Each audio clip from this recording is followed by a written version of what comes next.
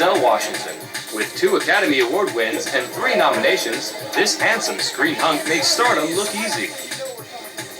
But in reality, success has come after years of hard work and consistent, admirable humility.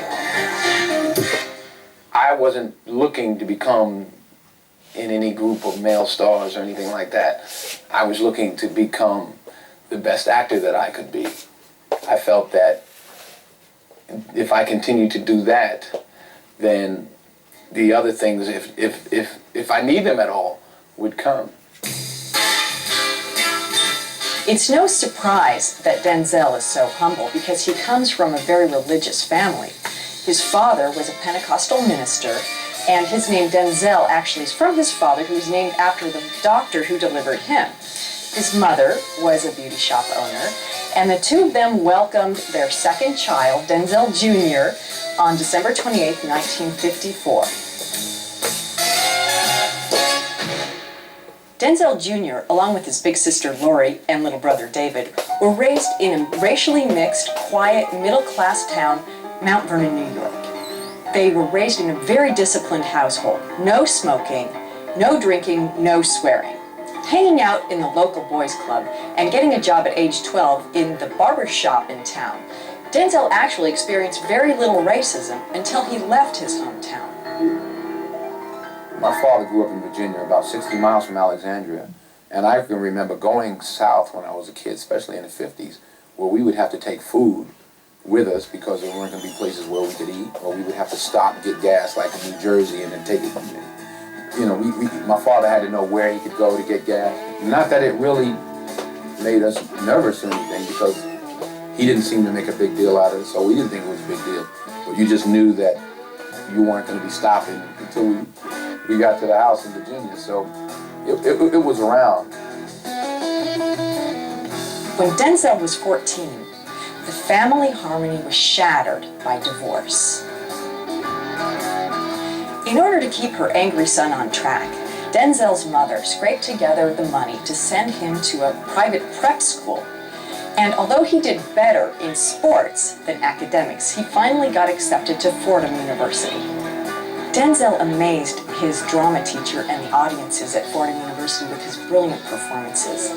His drama teacher was so impressed, in fact, that he invited a number of talent agencies, and it wasn't long before the William Morris Agency snapped him up. In 1977, Denzel was cast in Wilma, a TV movie about a black woman athlete who was competing in the Olympics. He had a little trouble at first adjusting to performing in front of a camera instead of a live audience where he could absorb their energy and send it right back. But he was helped by co-star Pauletta Pearson quite a bit. After finishing his TV gig, 25-year-old Denzel was struggling to find work, and he almost gave up. If it weren't for Pauletta Pearson, who came into the picture again and persuaded him to pursue his talents. In a perfect convergence of the civil rights issues in politics and just plain old good timing, Denzel was cast as Malcolm X in the play on Broadway called When the Chickens Come Home to Roost. He wowed the audiences. And then again, shortly after that, he was cast in a play called A Soldier's Play. Little did Denzel know that both of these plays would come back to help him in his movie career.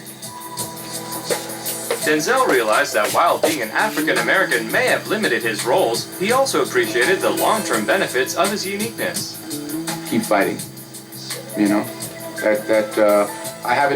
I used to think of it this way, like I have an advantage, because they're not going to make me an instant star, you know? I have to fight for it, I have to work at it, which means I get better and better and better as time goes along.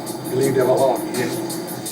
If you're getting the opportunity to do what you love, then keep working at it, and don't worry about having to be the biggest one or the best one. You know, we're always concerned with, who makes how much, and, you know, the A-list or the number one. There's a lot of room. I like the idea of growing as an actor and as a human being.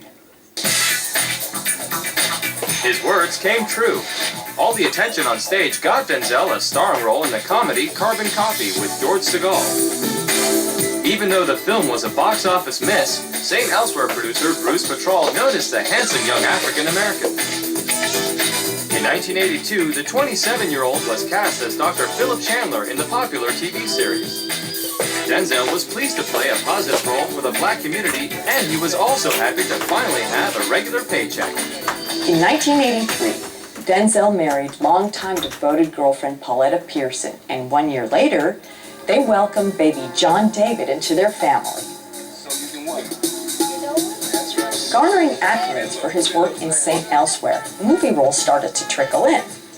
Denzel remembered some important words from fellow African-American actor Sidney Poitier, who said, "Choose your first roles carefully because the very first ones can either make you or break you." So Denzel chose carefully. 99% of what you read isn't good. So a good one is not hard to choose. It's just hard to find. You know, once you find it, it's easy to make the decision to do it. In 1987, Denzel said yes to playing a military attorney in A Soldier's Story, the movie version of the play he had performed in New York a few years earlier. The film was well received. When we come back, Denzel's breakout talent is recognized by the Academy.